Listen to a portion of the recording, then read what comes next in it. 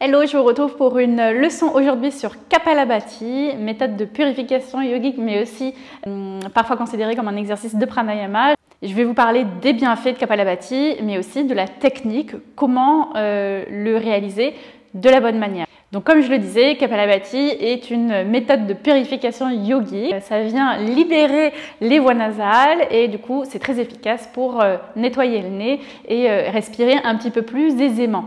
Kapalabhati, c'est aussi utilisé comme exercice préparatoire entre guillemets pour les exercices de pranayama, et le bénéfice principal de Kapalabhati pour ça, c'est vraiment la clarification du mental. Ça veut dire que ça va nous permettre d'aiguiser notre mental et notre concentration dans le moment présent. C'est le bénéfice général à tous les exercices de pranayama, mais vraiment attribué encore plus à Kapalabhati.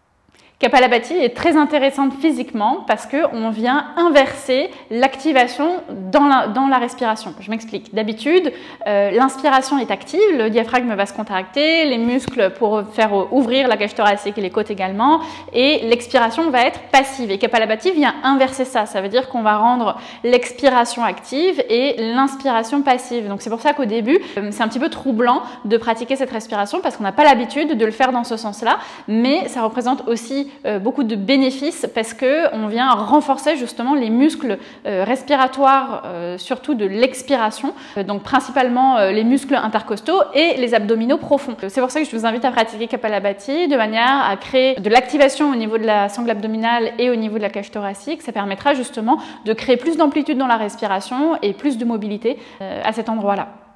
Maintenant, pour pratiquer Kapalabhati, donc la clé, comme je le disais juste avant, c'est de se focaliser uniquement sur l'expiration, et on ne se focalise pas du tout sur l'inspiration. On laisse de côté, le corps va inspirer naturellement et seul, parce qu'on va jouer avec les volumes d'air au niveau de la cage thoracique, donc ça va se faire tout seul. L'objectif, c'est de venir expulser l'air de manière très rapide en activant les muscles de la sangle abdominale et en cherchant également à refermer la cage thoracique. Si je fais juste le ventre, je peux le faire, mais ça ne me fait pas expirer plus que ça. Donc je vais devoir également presser au niveau des côtes pour vous faire expulser l'air de mes poumons. Et Kapalabhati doit se concentrer sur ces deux actions-là, sur cette action d'expulsion de l'air. Mais du coup, on n'a pas besoin de muscles parasites qu'on voit souvent s'activer chez les élèves dans Kapalabhati. Les épaules qui vont venir bouger comme ça vers l'avant, ou alors le visage qui va grimacer, ou la gorge qui va se contracter. Tout ça, c'est des mouvements ou des activations parasites, et on va chercher à trouver plus de confort dans Kapalabhati en se détachant de ces mouvements parasites et en utilisant uniquement l'activation des abdominaux et des muscles de la cage thoracique pour venir expulser l'air de nos poumons. Il n'y a pas de règle dans la rapidité qu'on doit mettre en place dans Kapalabhati, donc c'est pour ça que c'est intéressant de démarrer d'abord lentement pour bien sentir cette activation et surtout à créer aussi de la force pour qu'elle devienne de plus en plus rapide. Il y a beaucoup de personnes qui débutent Kapalabhati et qui font parfois 4, 5, 6 expirations et qui se sentent étouffés parce qu'en réalité, il n'y a pas assez d'air qui sort à chaque fois, à chaque expiration des poumons, et donc du coup, on vient accumuler l'air et on ne le renouvelle pas, donc du coup, on a l'impression un peu d'étouffer parce qu'on ne ramène pas de l'oxygène dans les poumons. Donc, c'est très important dans un premier temps de prendre son temps, de faire ça de manière progressive, et c'est pas un concours de qui ira le plus vite ou qui le fera le plus fort ou quoi que ce soit. Il faut vraiment prendre son temps. Le but des pranayama, c'est que ça soit fait dans le confort parce qu'on a besoin de garder un mental calme et d'apaiser le corps simplement. Donc, si on part dans cette course folle, finalement, on va à l'encontre de ce qu'on recherche avec cet exercice. Et je vous invite vraiment à le faire de manière progressive et à prendre votre temps. D'ailleurs, c'est très important quand on débute de chercher à faire un Kapalabhati qui est doux et qui n'est pas forcé. On entend souvent dans les studios du yoga quand on pratique Kapalabhati des Kapalabhati très bruyants.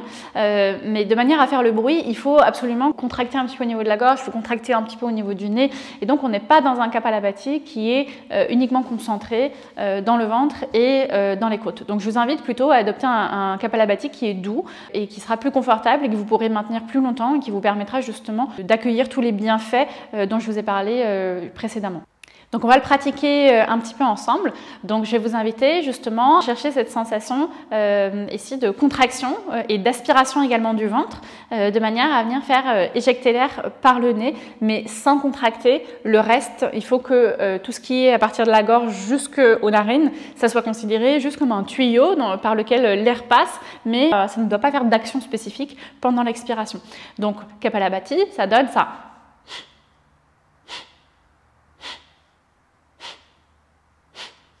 Ici, si on cherche à le faire trop fort, on va sentir la langue qui va venir se coller contre le palais, et on va sentir une contraction au niveau de la bouche. Je vous invite vraiment à relâcher ça, et votre visage doit être neutre. Si vous avez des petits mouvements au niveau, des petites contractions au niveau des muscles du visage, c'est que vous êtes en train de forcer et que l'action ne part pas d'ici.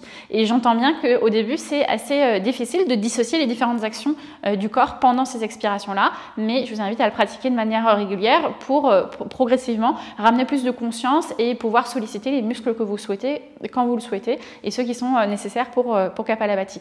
Donc, dans un premier temps, on va le pratiquer très lentement. Donc, on va faire une expiration, ensuite une inspiration complète et contrôlée, à nouveau une expiration rapide, une inspiration. On va vraiment prendre le temps entre les expirations, et puis progressivement, je vais vous montrer plusieurs étapes pour accélérer, et éventuellement, quand ça viendra vraiment confortable pour vous, vous pourrez faire le rythme qu'on enseigne de manière générale. C'est à peu près 2 expirations par seconde, donc c'est très rapide.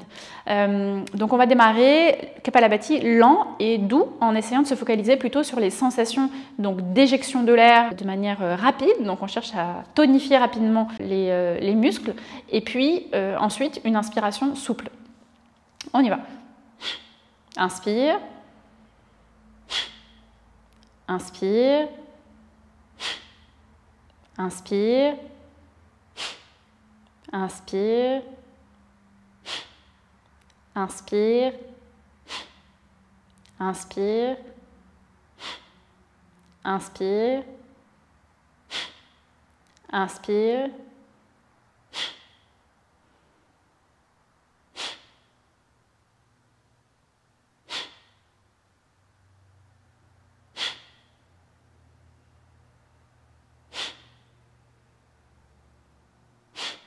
peut-être que tu t'arrêtes là pour aujourd'hui, et si c'est OK pour toi, on peut accélérer légèrement.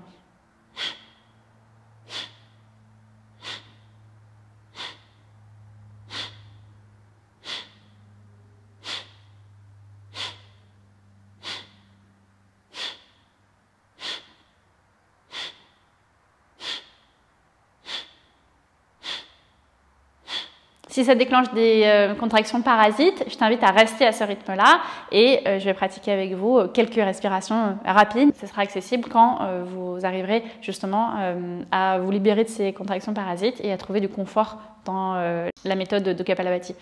On y va avec un petit peu plus de rapidité.